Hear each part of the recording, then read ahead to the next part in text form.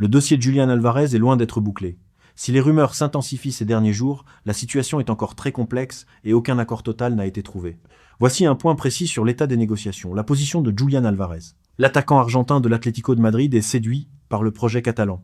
Des rapports indiquent qu'il donne sa préférence au FC Barcelone et qu'un terrain d'entente contractuel, le salaire et la durée avec son entourage ne serait pas le plus difficile à finaliser. Il souhaite franchir un cap, d'autant que le Barça cherche un successeur de classe mondiale après le départ de Robert Lewandowski. Le mur de l'Atlético de Madrid, c'est là que le dossier coince sérieusement. L'Atlético se montre extrêmement ferme.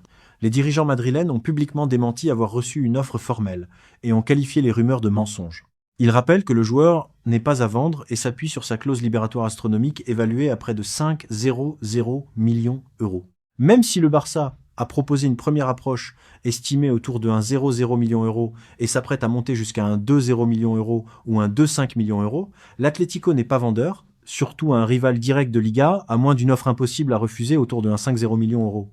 Le facteur financier du Barça, le FC Barcelone vient déjà de frapper un grand coup sur le marché des transferts. Avec ses dépenses majeures, la marge de manœuvre financière du club vice du fair play financier de la Liga, reste sous surveillance. Sortir plus de 120 millions d'euros supplémentaires sans de grosses ventes massives au préalable paraît très délicat. Et supérieur à, en résumé, Julián Alvarez veut le Barça et le Barça veut Julián Alvarez.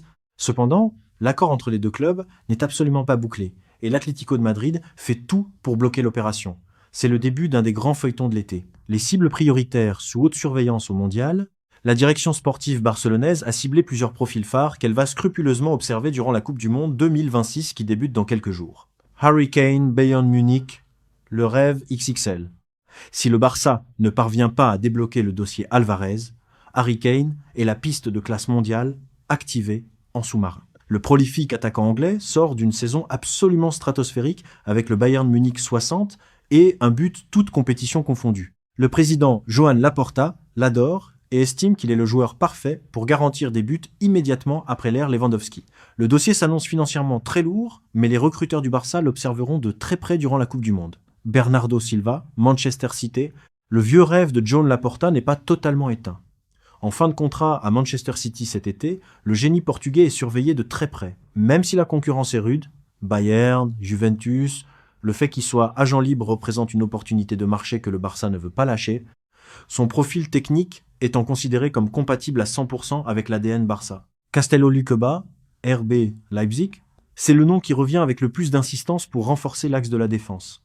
Le jeune international français, 23 ans, sort d'une saison remarquable en Bundesliga. Son profil de défenseur central gaucher, relanceur propre et très rapide, a totalement séduit Hansi Flick. Le Barça le considère comme la recrue idéale pour l'avenir, d'autant que le départ potentiel de Ronald Araujo ou de Jules Koundé pourrait grandement financer cette opération. Nathan, Real Betis. En quête d'un défenseur central fiable, gaucher et athlétique, les recruteurs du Barça ont coché le nom du Brésilien de 25 ans. Le joueur privilégierait une venue à Barcelone, mais le Betis en demande environ 30 mitros. Ryan Messi, Strasbourg. À ne pas confondre avec l'illustre ancien numéro 10. Le très jeune ailier de Strasbourg, 19 ans, affole les recruteurs européens. Le Barça est impressionné par son potentiel brut et aimerait sécuriser sa signature avant que des monstres de Première Ligue ou le PSG ne fassent grimper les enchères pour ce qui est vu comme un très gros coup d'avenir. Prêt, saison 2026 sur 2027. Le club a officiellement dévoilé son calendrier et ses plans pour la reprise estivale de l'équipe d'Hansi Flick. 13 juillet 2026, reprise officielle à la Ciutat Esportiva John Gamper, avec les traditionnels examens médicaux et tests physiques. Stage en Angleterre, 27 juillet, 3 août, les Blaugranas s'installeront pendant une semaine à St. George's Park, le centre d'entraînement ultramoderne de la sélection anglaise. Match amicaux confirmé, durant ce séjour outre-Manche, le Barça jouera un match à huis clos, ainsi qu'une rencontre publique face à Birmingham City au St. Andrews Stadium. Tournée internationale en vue, le club peaufine le reste de sa préparation. Les négociations avancent très positivement pour l'organisation d'un match amical historique en Argentine face à River Plate. L'effet Coupe du Monde. Avec le coup d'envoi de la compétition le 11 juin, le staff catalan va croiser les doigts pour éviter les blessures. Au total, 15 joueurs du FC Barcelone s'apprêtent à disputer le mondial, dont une colonie majeure de 8 joueurs sélectionnés avec la Roja Espagne. Le mercato ne fait que commencer, mais l'été s'annonce déjà très mouvementé à Barcelone. Quel est votre avis sur le cas Bald ? Faut-il s'en séparer pour financer un crack devant ?